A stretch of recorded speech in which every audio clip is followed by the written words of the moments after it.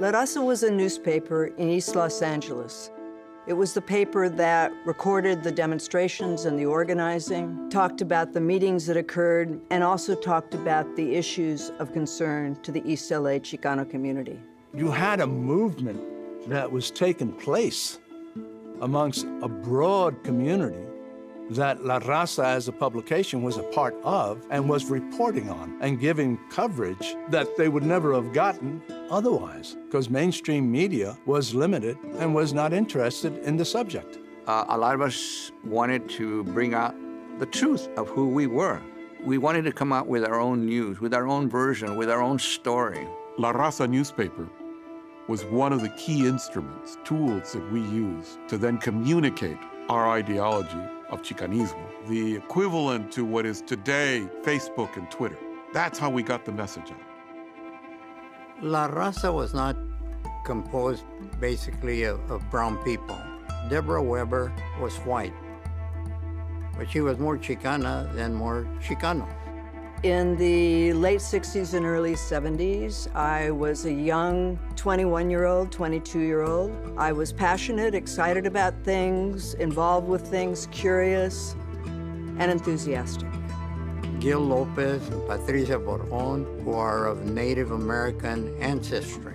Probably one of the most enlightening experiences I had at La Raza was becoming a photographer. We contributed and educated one another on those specific skills that possibly we had that others didn't. For instance, Manuel Barrera, he was so instrumental in educating me about photography, about developing film. Raul Ruiz was more of the political side. He knew about the powers that be and how government worked and what issues we should key in on for our community. Maria Marquez Sanchez, single mom, a very, very dedicated young woman. Maria worked in every single aspect of La Raza. I started on a 35mm Nikon. Luis Garza was a photographer at the magazine at the time. He mentored me as far as developing the film and using the camera.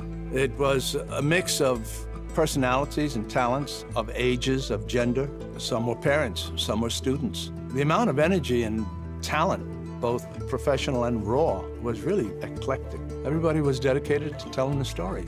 Joe Raza was the lawyer, always keeping us on the straight and narrow. There were some people that were primarily photographers. I was a contributor. I was not part of the decision-making or the, as they say, their board of directors, or I was not really a community activist, although in my own way, I've used my photographs to share with the community. But at least a good core of us were organizers. Discrimination that Chicanos had suffered in the United States were the inspiration and motivation for me seeking to be trained as an organizer, finding a group of young Chicanos and Chicanas who felt and believed that we needed to do something. La Raza covered a wide range of issues, from everyday life of the Chicana Chicano to anti-police brutality. In between, they looked at issues around education, anti-racism protests. They also covered issues around immigration. There is a wind of change blowing among Mexican Americans. La Raza has tried to show in its pages the real story of change. The following pages reflect the issues which the people considered so relevant that they have been willing to risk status and jobs, friends and advantages, and even their lives to seek redress. The historical achievements of La Raza relative to the Mexican-American community really has to do with the ways in which it constructed a powerful, persuasive, and provocative image of Mexican-Americans. So it painted a picture through photography, art, and political satire of a community that was both within and without American culture, deprived of some of its fundamental rights. La Raza was headed at that time by Eliza Risco, who was Cuban of origin, and Ruth Robinson. They had come down from working in Delano, I believe with El Macriado, to really set up La Raza. This story takes you from the Central Valley to Lincoln Heights, the Church of the Epiphany, where Father Luz was the priest. And he also was enamored with this idea of empowering the poor Mexican Americans to stand up for their civil rights. And this is the Church of the Epiphany in the basement where La Raza first started. Is where Father Luz used to have a clothes hanger, and he had his vestments here. Is where we had our Getty machine in which we used to type our newspaper, and we had a desk like this where we used to lay out the stories and paste them on cardboard before we took them to press. We would go down, break down barriers, confront institutions, what I would call the spearhead of the movement. And that was our primary role, to hide behind that First Amendment by publishing a newspaper, and when the cops stopped us, to say, I am a journalist, I am carrying a camera. And so we were community activists, all in the same mindset that we did want to see social change, and we did want to address the issues of social injustice within the community. There definitely was a desire to work together to highlight certain aspects of the community, both the challenges the community was facing, but also the guts and creativity with which they're responding to those. Waiting, 2, 3, go! We went through a deep awakening, a discovery that we had a history and that there was actually something that we could be proud of in our own culture, our own tradition. We decided that we were going to make a difference.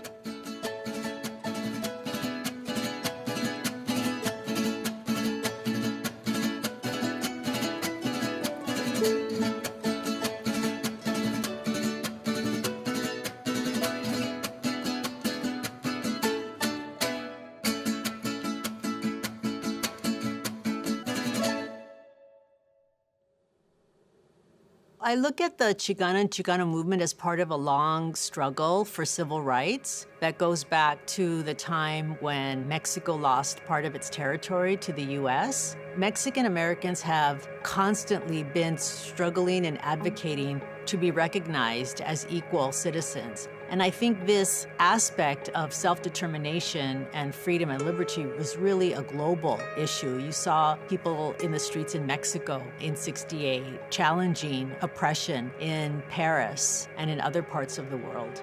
So I think it was really a global phenomenon. Internationally, we had letters, phone calls from people talking about their movements. We did form a relationship with the civil rights movement, which is a great inspiration to us. There were lots of issues in East LA.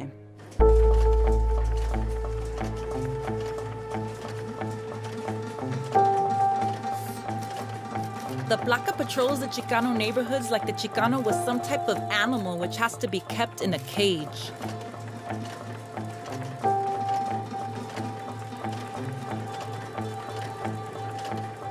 American servicemen from Mexican descent have a higher death rate in Vietnam than other GIs. The teachers are ignorant of Chicano history and culture and don't care to learn about it. And whenever the Chicanos ask for change, the Anglo always says mañana. Chicanos are now serving notice that mañana is now today, and that Chicanos are no longer asking for their rights, but demanding them now. Ya basta. Ya basta.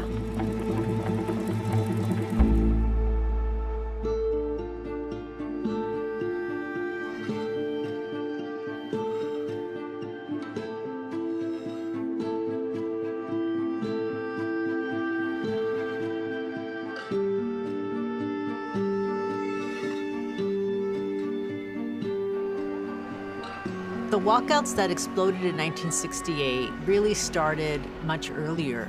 You had a legacy of young Mexican Americans being dissatisfied with the kind of education that they were receiving. The reality of education in East LA, it wasn't academically oriented.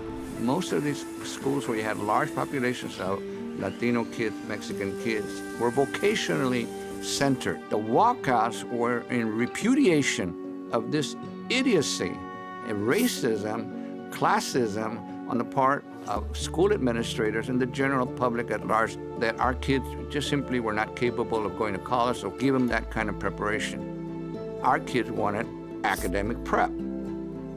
We had been planning the walkouts for months. The students had been meeting on their own high school campuses. The college students had been meeting on college campuses. We had been meeting at La Raza newspaper. And the plan was that before the next group graduated, that we would walk out.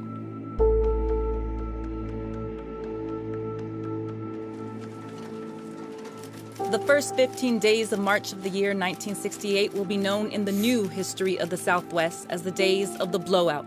Chicano students define blowout as high school students walking out for better education. During those days, more than 10,000 high school students, most of them Chicano, walked out. An incident was a spark that triggered it off, and that was at Wilson High School. Probably the least organized of all the schools that had input from the Chicano movement decided, hey, on our own, we're walking out. There was a protest and a walkout over the principal's decision to cancel a student play. So about 200 kids sparked the walkouts, and that's what we were involved. Once we knew that Wilson had walked out, there was no holding back on all the other schools. We met over at the Church of the Epiphany in the basement of Father Luce's church with some parents, deciding tomorrow's got to be the day and we're going out. The idea was to have the kids go into the school and then at a set time to start walking out simultaneously through all the class levels that were there. Came that designated time, none of the kids were out. So a lot of us in the community went into the school and began to yell to the kids to come out. And we kept running through the hallways yelling, walk out. And the next thing, those doors opened and hundreds of students walked out of Lincoln High School. And then it became thousands. There were 3,000 students in Lincoln, and most of them walked out. As they were walking out of school, many of the UMA students would start addressing, form an orderly line, we're going to march to Hazard Park, and we're going to have a teach-in. And the various college students would line up along with some berets and protect them. Now, what I've said to you is that I realize your limitations, but I'm also saying that we, the students, are demanding that they come. We are only asking you to relay this information. The following day, walkouts continued at Roosevelt High School. So as I remember, by the time we were shooting photographs at Roosevelt High School, it was a large number of students who were standing on stairs going up the side of a building, located at the fences with their faces pressed to the wires, looking out at the protesters. You saw in one shot, for example, a student who managed to climb out without being stopped by the teachers and police on the other side of the fence, that is, within the property of the school. And there was great cheering and joy when he actually did get over the fence, too. You saw in one shot, for example, someone who may have been a teacher or may have been a parent with a suit on, a man with a suit on, saying, by any means necessary, echoing something we'd heard with Malcolm X and some of the militant members of the African-American community at that time. There were also students on the line. One is a woman who has a sign, something about La Raza, but then also a jacket with the Black Eagle painted on it and signs painted on it. So that when you would see these handmade signs, none of these were printed. It was things that people had made. You were also hearing their voices through those signs. You would see it in the faces and discussions. And that's what you were also, or I was, trying to capture on film. The involvement of different people in that demonstration, in those walkouts. At Roosevelt is what was really very, very difficult, if only because the police were acting very, very harshly and in some cases arresting and beating kids.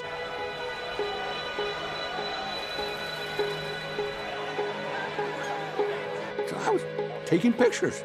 taking pictures of the kids, taking pictures of the cops, taking pictures of things that were going on. I was actually acting very responsibly as a reporter. I seen this young girl, she was a young teenage girl, and then she had been floored, literally thrown to the sidewalk. And I went up to where they were at. I said, why are you doing that as a little girl? And that seemed to activate anger among some of the deputies, some of the policemen that were there, and they grabbed me, pulled me around, slammed me to the sidewalk. I had thrown my camera at one of my friends to take it.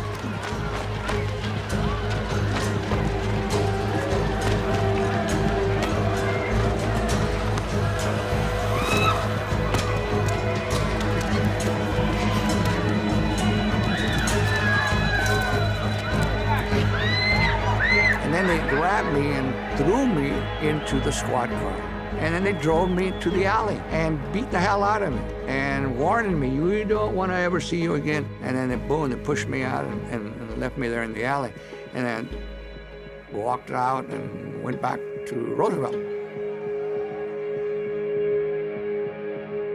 All of these demonstrations, there were plainclothes policemen in unmarked cars taking photographs of people in your face. But all that was compiled into the intelligence files, which later on led to arrest.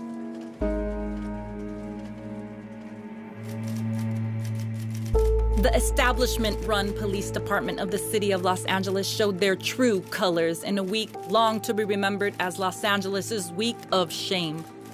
According to official figures released by the DA's office, warrants had been issued for the arrest of 13 Chicano leaders. There was one night that we were in the basement there at Father Luce's church, and we talked about the likelihood that we might get arrested.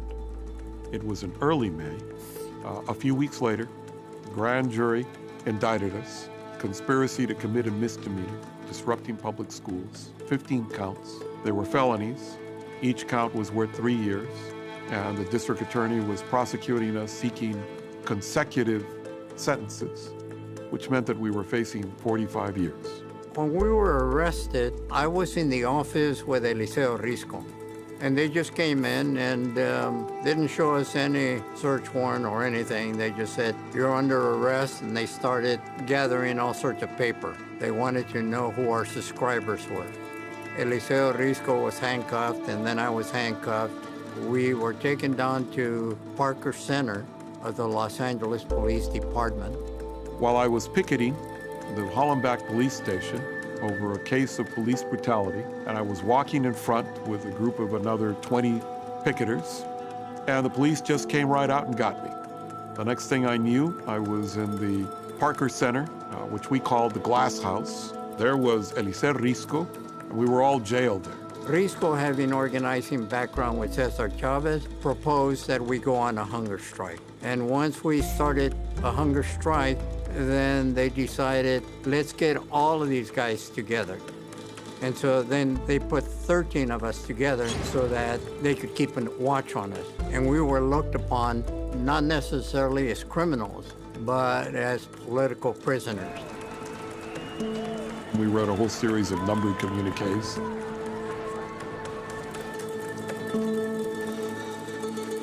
We are entering our third day on the hunger strike. Make no doubt about it, we are political prisoners, and we are paying for our political viewpoints. And we are serving notice to Jefe Placa and his puppet Younger that we will continue to exercise our rights and will fight back with every tool available. Do not worry, we know our cause will triumph. And we could hear inside the jail that there were thousands of people outside protesting, chanting. We could actually hear it inside the jail. And later I heard that there were 10,000. That was an exciting moment that we actually embraced. And we decided then and there that our defense would be a political statement. The East LA 13 became the first political trial of the Chicano movement here in California. The East LA 13 trial proved was that our community was convinced that the only way we were going to bring about change was to commit ourselves to legitimate protest, a nonviolent protest. After 72 hours of a hunger strike, Cruz Olmeda, Joe Razo, Eliezer Risco, Moctezuma Esparza, and David Sanchez enjoyed a banquet of Mexican soul food at the restaurant Las Cuatro Milpas. After several months, the whole issue of the arrest of these LA-13 was dropped. It never went to trial. It was a violation of the law on the part of the police department that wanted to deprive our community of the right to legitimately protest, which is a constitutional right. As I mentioned to numerous parents, look, your kids are following us. So it's better for you if you object to what we're doing, get involved. All of a sudden, se les prendió el foco. The light bulb went on, and parents started getting involved to confront the Board of Education. And during the course of that, they also learned what it is to be militant, and that's because their sons and daughters were involved. A crowd of about 400 Mexican-American supporters of Sal Castro invaded the Board of Education last Thursday, demanding the return of Castro to his rightful place at Lincoln High School by the time school opens next month.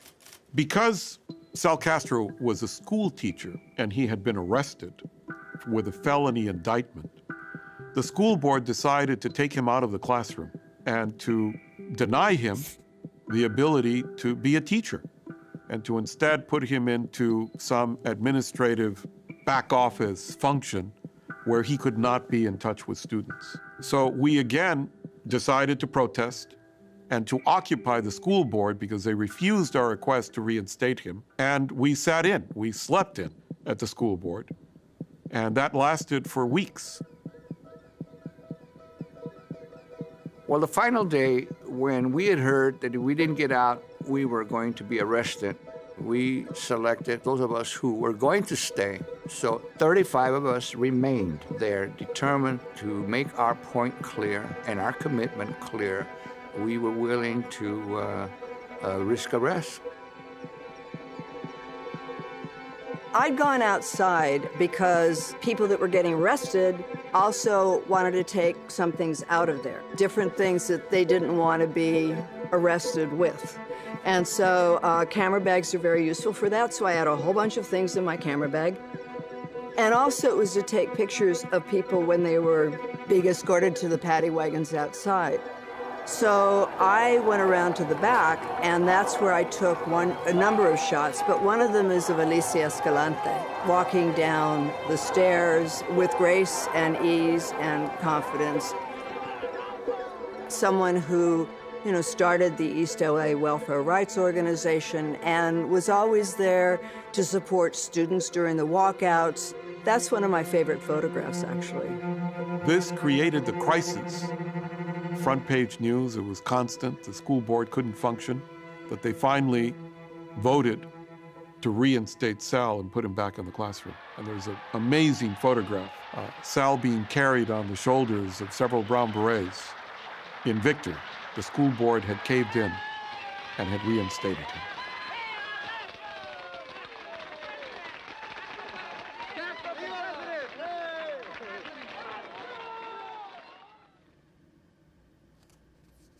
My name is Chon Noriega, and I'm the director of the UCLA Chicano Studies Research Center, and we house the La Raza collection of the newspaper and magazine photographs, and also a digital archive of over 25,000 images that were shot by La Raza photographers.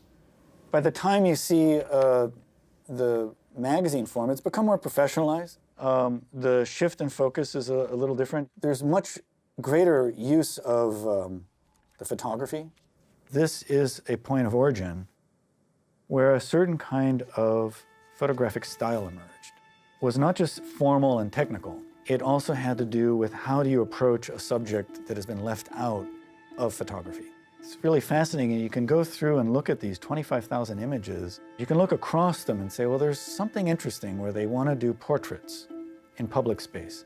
They want to do it of children, and these amazing photographs of them, where you see the child really opening up in front of somebody. Sometimes they're in the middle of a protest, they're holding picket signs, but they know that somebody that knows them as a member of their community is trying to take their photograph. They are the future. They are imbued with a sense of hope. and they're also imbued with a sense of supporting their community. When they do them of adults, it's often not what you would expect. It's not like everybody's standing there stage.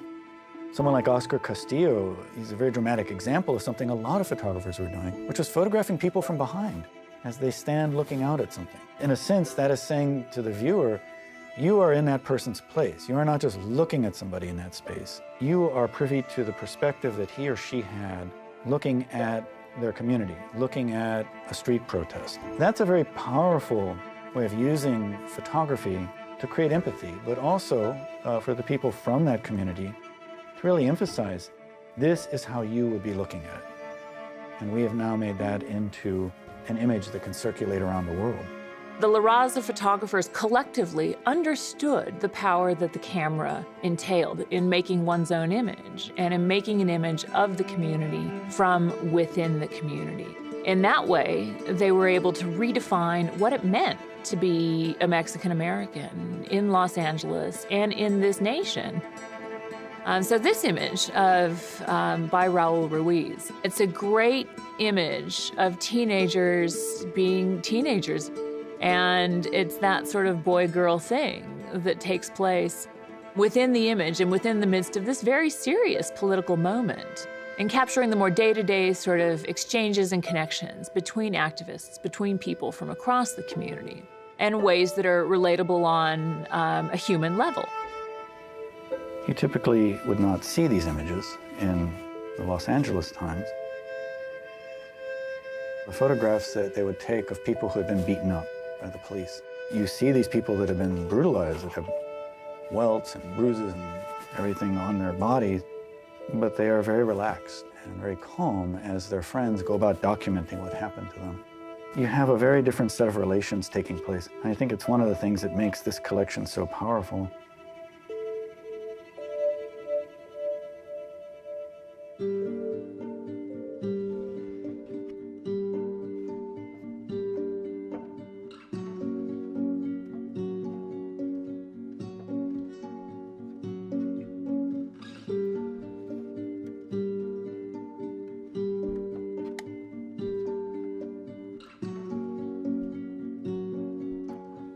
One of the things that we did have at the magazine was a dark room. I would go in there and start developing rolls of film and then developing pictures, and before I knew it, it was the next day. When I would go home and I had 3 or 4 rolls of film, I was afraid because of the sensitivity of the material. And so I would go to my next door neighbor and tell him, Ralph, would you take care of my film? We were being followed and watched by the LAPD and the FBI, and they didn't try to hide who they were. They'd stand outside of the magazine with cameras and take pictures of people that were coming in and out. And I think that was a waste of resources because we weren't doing anything illegal.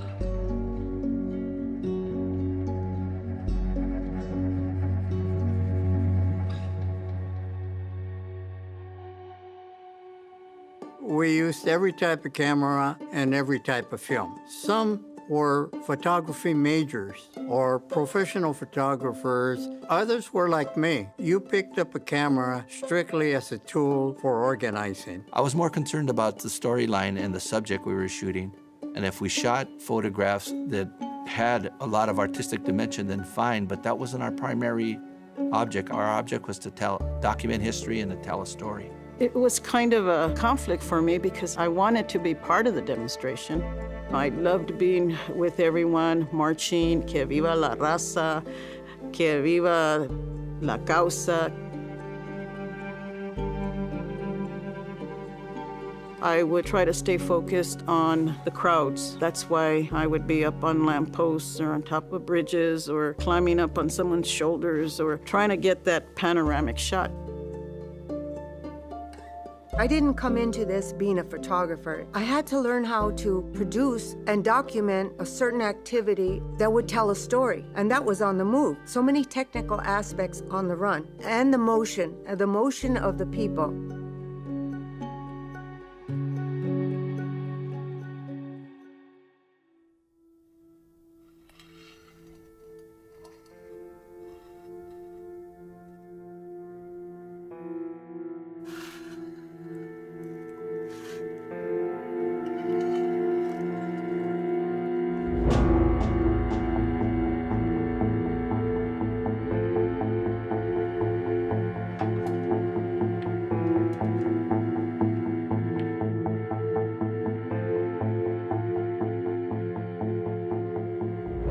I took a number of photographs at the moratorium, and one of them was of a sign that was held by a guy with a hat and sunglasses that was, "My fight is in the barrio, not in Vietnam," with an image of Che Guevara. In that shot, there is also a guy in military uniform standing next to him. The sense of that moratorium was certainly against Latinos going and dying and being killed in a war that was increasingly unpopular.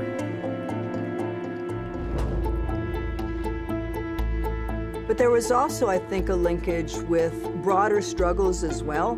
Che Guevara had been killed, I think, a year or two before. So he was very fresh in our minds. He wasn't simply a face on a T-shirt. And what inspired me about the Chicano moratorium is that it wasn't just calling for ending the war in Vietnam. There was an important report that came out in the late 1960s that showed Mexican Americans were overrepresented in the number of casualties in Vietnam. And so there were a whole series of marches that were preparing to lead up to the August 29th moratorium that Rosalio Muñoz, Bobby Elias, and Ramses Noriega, who were the three co-chairs, had been organizing for over a year and a half. There were over 20,000 who marched on Whittier Boulevard, and families and kids. So I was there with my family, with my then husband, Chris Marquez, my mother. I had an infant daughter at the time, some of my younger cousins, and my aunt. For the beginning of the march and most of the march, I was taking photographs, which meant you're basically moving around and taking photographs of people in the march and contingencies. And there were people from Denver, there were people from back east, there were allies as well. There, I think, were some young lords. So these different groups that were there, it was a very cheerful, festive march.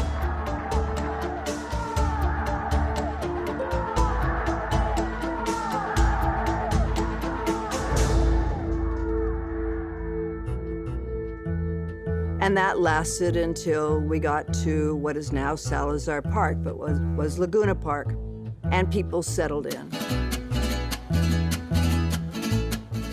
And there were mariachis, and there were folclóricos, and there was food, and the families were having a great time.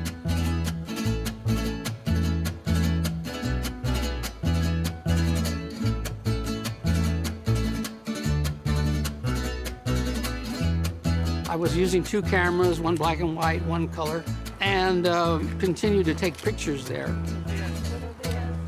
The stages were over there in the far corner. That's where the bands were, the performances, and the speeches. But I was here with some other friends. I positioned myself at the entrance to the park where the marchers were coming in, but I stayed in the back. I wanted to document the people coming in. At a certain point, I don't even think half of the march was in. I really don't believe that because we hadn't filled the park yet, and there were thousands of marchers. So most of us were gathered at the far corner of the park, about a block away from the so-called Green Mill liquor store, which supposedly 300 protesters had crashed the liquor store and were stealing things and causing all sorts of disturbance. The owner got upset, locked the doors, and the people were banging on the doors, and that created that so-called incident. Because the police were called supposedly by the owner, they came with their sirens blasting. Apparently the sheriffs dispersed the crowd, and instead of driving that crowd away from the park, they drove them to the park. So it's obvious to me that if you want a confrontation, you drive them to where the public is.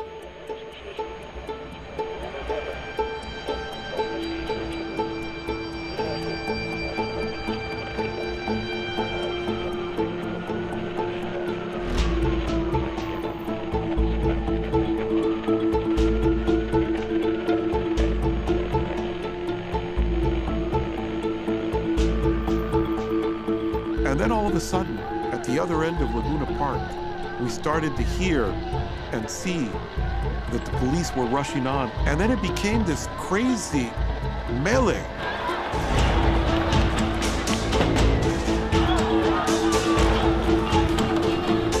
As I was taking pictures in the front, and somebody came up and grabbed me, and they said, "You better get back here.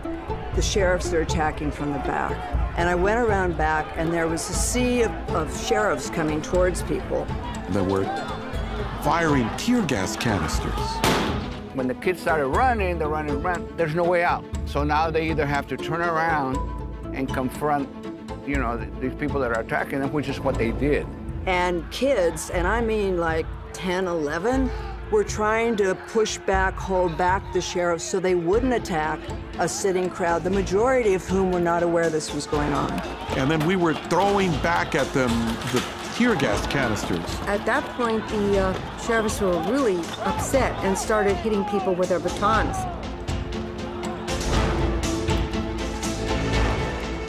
The people were still trying to push them away, trying to diffuse it so it wouldn't get more violent. But the sheriffs were not having any of that. And they closed off the streets with their vehicles and their bodies, and people had no place to run to. They tried to go into the side streets, and they were met with this force, you know, with the sheriffs with their batons.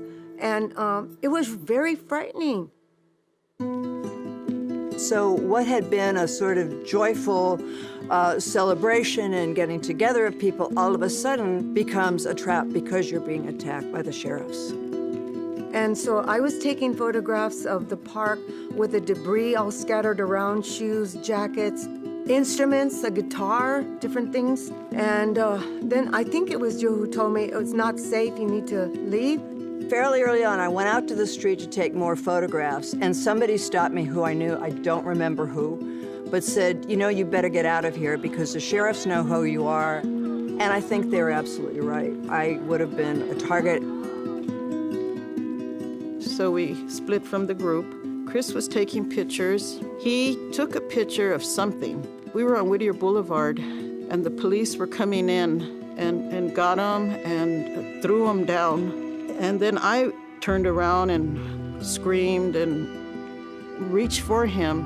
And then the police grabbed me and threw me down. And we were both arrested that day. We were put in the bus, handcuffed us to the seats, and maced us in the face and laughed at us, said derogatory things to us. So that was a real turning point in my life.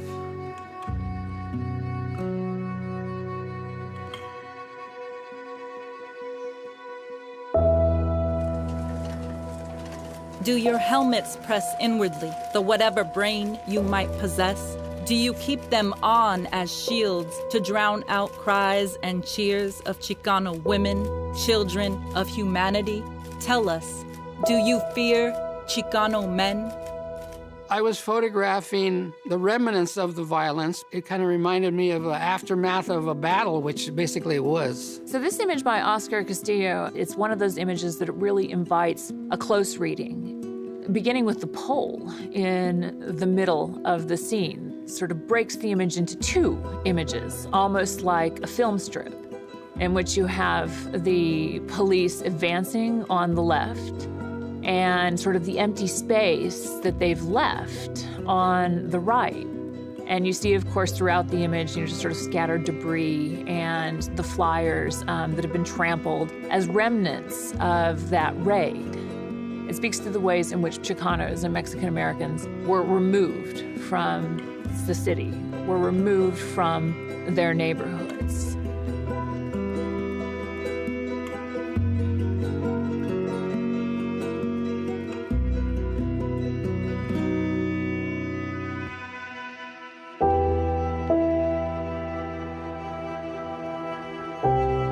The people were mad, and as they went down Whittier Boulevard, I called Raul over and I said, let's go down Whittier Boulevard and take photos. You take one side of the street, I take the other side of the street, and let's keep ourselves visible all the time for safety purposes.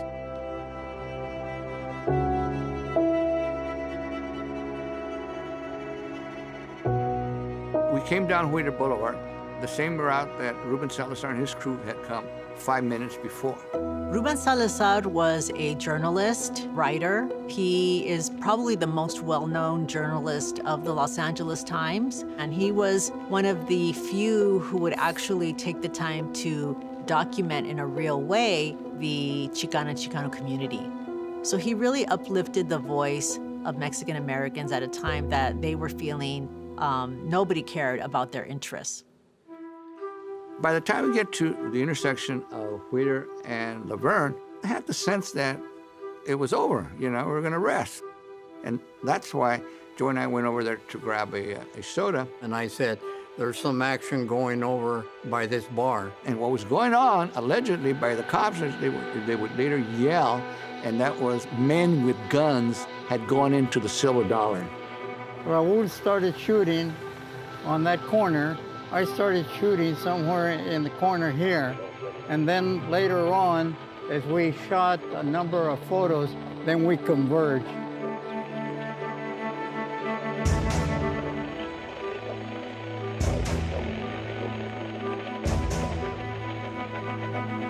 If the issue is a man with a gun, you got these people here, pull them out. At least they're not the danger anymore. But they pushed them in. And they shot and shot into the dollar. Tear gas, shotgun, a revolver. I counted the number of tear gas firing about 3 or 4 times. Then they turned the car around and they parked it right there, the squad car. And from there, McLaughlin began firing tear gas in here. Remember, the tear gas projectile was really a bazooka shell. It was supposed to be used in barricaded situations. This projectile can go through walls and then spew gas on the other side. Well, that's what this deputies used in an open doorway when they knew it was crowded with people. Deputy Sparks gets out of the squad car, comes over here, and kneels behind the post, and he begins shooting into the bar. I was even asking, what the hell are you shooting at? There's nobody there, it's an open doorway. Then and only then did he get into his intercom, you in there in the Silver Dollar, come out. Later on in the evening, as we were talking in the office of La Raza, you hear in the news that a bar in East LA had been the site of a confrontation, and it's alleged that newspaper reporter Ruben Salazar had been killed. And I was saying to him, God, I wish you would, we were there. How come we weren't there? And I kept thinking, oh my God, I think we were there. It was that little bar, I think, that we shot. I said, let's develop this. And we went immediately into the dark room and began to develop our photographs, and sure enough, it was the Silver Dollar Cafe.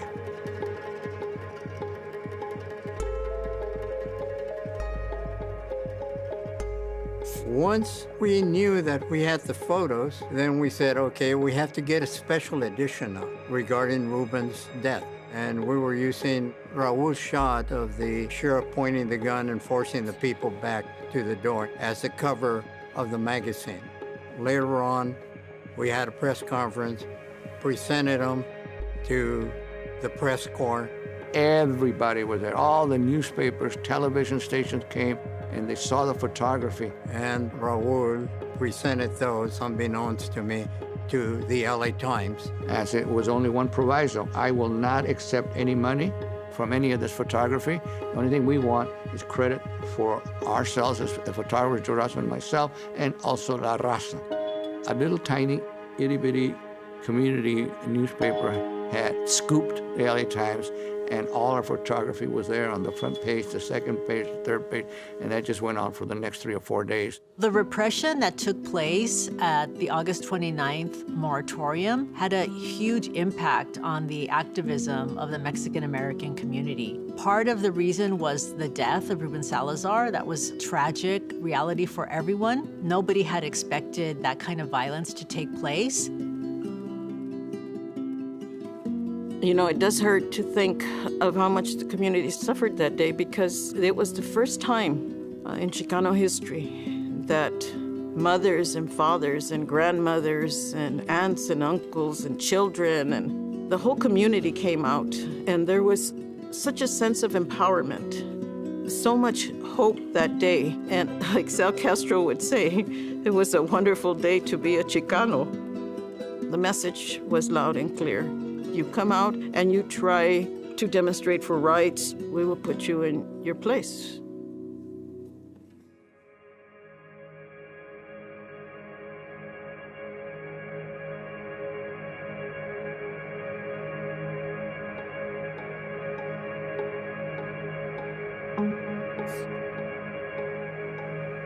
January 31st, 1971.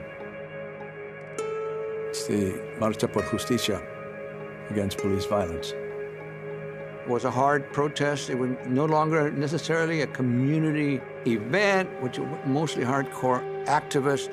And a lot of the young people, again, in anger because of what had happened August 29 and an accumulation of other issues, they wanted to go protest on Whittier Boulevard. It met again in Belvedere, and then they ran up towards one of the side streets, Arizona. At Arizona and Whittier, they were confronted there by the sheriff's department that was lined up. The demonstration turns confrontation between the sheriffs and the community. And at that time, there were no rubber bullets or the use of rubber bullets. When the sheriff shot, they shot.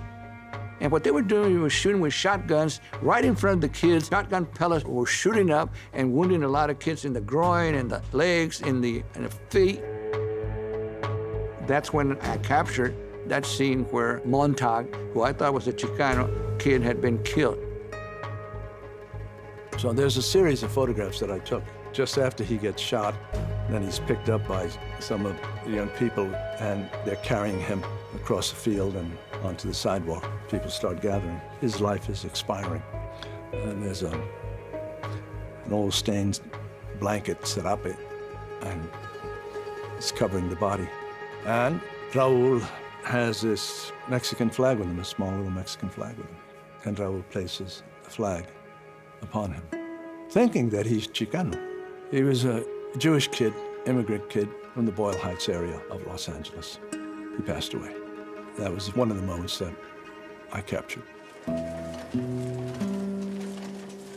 In light of the repressive measures such as mass arrests and repeated rip-offs of leadership which have occurred in our barrios during the past year, a shift in the mood of the community has been noted. I think that we all withdrew to a certain extent from collective action, focused on what we could do more individually.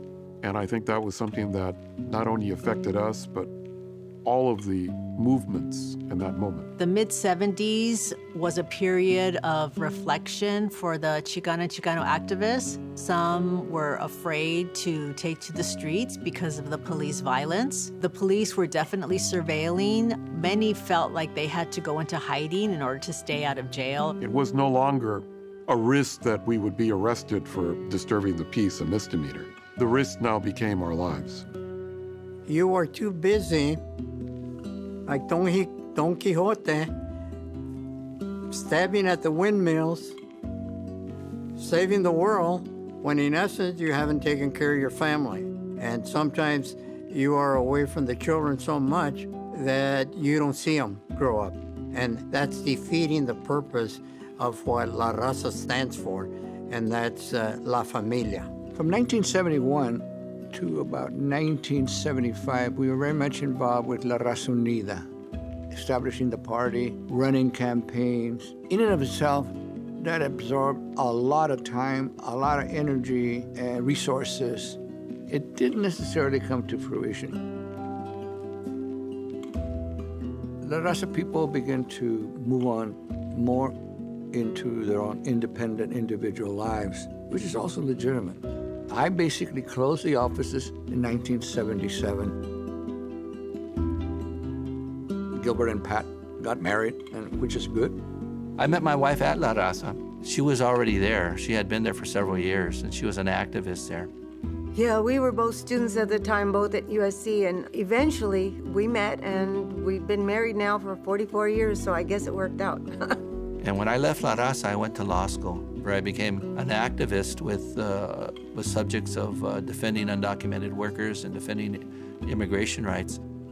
Pedro Arias, he probably the most dedicated of all. He went to fight in Nicaragua with the Sandinistas.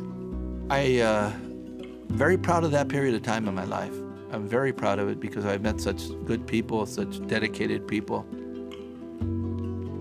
They gave everything. They had skin in the game. They gave time, gave money, gave, in some cases, blood to a cause they believed in. It's extraordinary that a group of volunteers were able to do this over a 10-year period. For this generation, who are in their 70s at this point, it's a real question. That what has changed? It just really hurt that we have not gained as much as we had hoped we would from this movement. Some things I think we did influence and change, and I think others we didn't. I think the legacy of the Chicano movement is, in fact, that we have broken through. Although there is much to be done, there is now an educated Chicano class, doctors, lawyers, businessmen, businesswomen. There is now a huge number of elected officials. The way I always envisioned it is that those things would help us and be vehicles that have people in powerful positions to lift the rest of the Chicano population so that the dropout rates would have improved, that jobs would have improved, poverty would have ameliorated itself. And so maybe it just wasn't the fact that we needed more professionals, but that we also had trappings of wanting to bring people forward too that had less. Since the Chicano movement came and went, more books have been written, published, people have become professors and PhDs than any other generation. I'm just a little bit happy that I was a small part of it. The importance of really preserving this material. It's on the verge of disintegrating. We're looking at something that is 50 years old, 1968, but you can see how fragile this history is. It's much more fragile than newspapers from the 19th century, which had a high rag content, and these didn't. And so they've yellowed and they've cracked, and what we've done is to try to assemble a complete set so that people have the ability to come in and look at what was done and to look at the way in which a group of young people took up the role of journalists, photographers, people being active in the political arena, and how they communicated with each other about what was happening. By preserving the documents, the actual magazines themselves, the newspapers, the photography, what little there is in recordings, you perpetuate a legacy. I think the photos tell a story of what were the conditions at the time. And the many demonstrations and pickets, we show how things were tough at the time that are still exist today. So if people can translate those photos into saying, well, wait a minute, if those guys had to put their foot in the door and they were improving things for us to have these positions, we should put our foot in the door.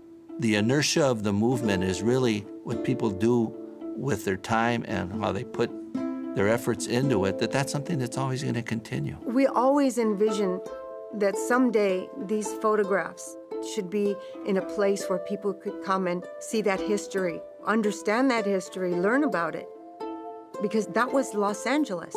The importance of the role that La Raza played back then is important, but I think it's more so now to provide a historical perspective to younger children. So that generation understands that the issues that are occurring can be addressed. For our community, they need to know the gains that have occurred as each generation goes by and what they need to strive for and aim for. Chicana and Chicano history is part of U.S. history, and it's an important story that needs to be incorporated into mainstream U.S. history narratives. A big part of what the La Raza Archive aims to do really is about having a more visible presence and role in society and in American democracy. It was inspiring to see so many people whose wholeheartedness was for the next generation to be better than they were, to have more benefits than they had, to be more included into civil discourse than they are. To you, the viewer, to my Raza,